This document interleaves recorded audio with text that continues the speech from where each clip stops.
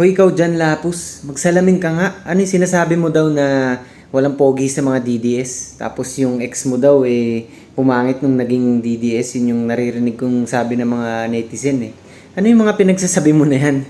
Alam mo, baka mamaya hindi ka lang nakafollow sa page ko eh. Mag-follow ka muna no. Tapos ito pa mga tol. Bakit itong si Jan Lapus na to? Alam niyo nakasama ko pala to ah.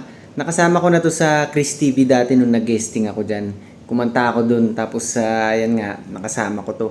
Ang masasabi ko sa statement na galing dyan kay Jan no, bakit kailangan mong i-generalize lahat ng DDS?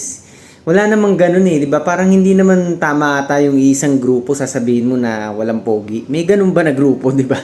Di talagang either baka mamaya naghahanap ka lang ng attention o baka mamaya niyan gusto mo lang talaga mag-react yung mga tao. O sige, pagbigyan natin, sige, pasikatin pa natin tong si Jan Lapus. Kasi mga tol, alam nyo, mula nung yung ABS-CBN nga, nung hindi na rin yung franchise, para sa akin lang na dito nagsimula yung pag-usbong ng mga vlogger eh. Doon nagsimula yung napangibabawan na nila yung mga artista eh. Siyempre, kaya siguro hindi maiwasan ng iba maging bitter, no? Kasi siyempre, mas naging sikat na yung mga vlogger. Paano hindi naman mangyayari yan yung mga tao ngayon mulat na.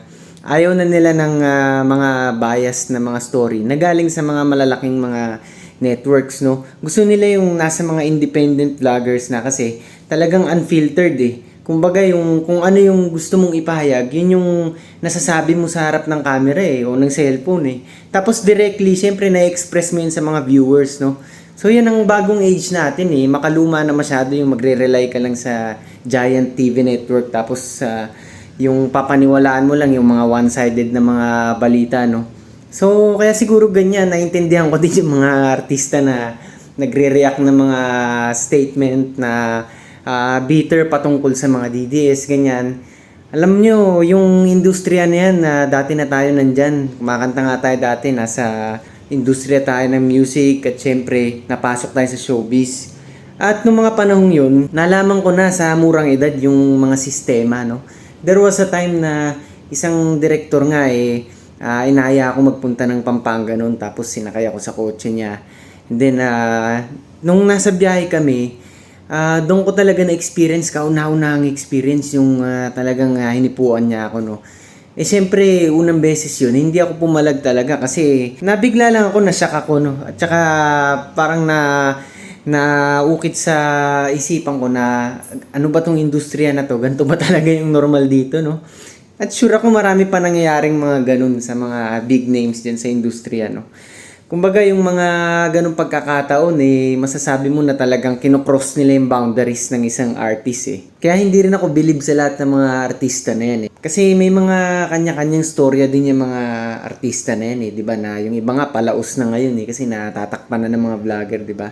Pero yung mga dating sikat na artista na yan, may mga pinagdaanan yan na sinakripisyo siguro nila yung kanilang mga moral para lang makatungtong dyan sa limelight. Ganyan ang mga nangyayari siguro dyan. Kaya wag sila masyadong magmalaki na porket ganyan sila, nakaapak lang sila sa mga malalaking network pag nagbigay sila ng malalaking statement na ganyan, mga ganyan salita papaniwalaan sila ng mga tao na mag-a-attack sila ng milyon-milyon mga botante. Hindi na ganun katanga yung mga tao ngayon. Kasi ang tao ngayon marunong na mag-balance, marunong na mag-research. At syempre, may pagmamahal na nga sa bayan. Yan ang lagi ko sinasabi. So, dito, mabalik kay Jan Lapus, no? Bago mo sabihin yung ganyan ulit sa DDS, mag-follow ka muna sa page ko. Tsaka, yan, baka mamaya talagang hindi ko naman kasalanan kung hindi mo pa na-discover yung page ko.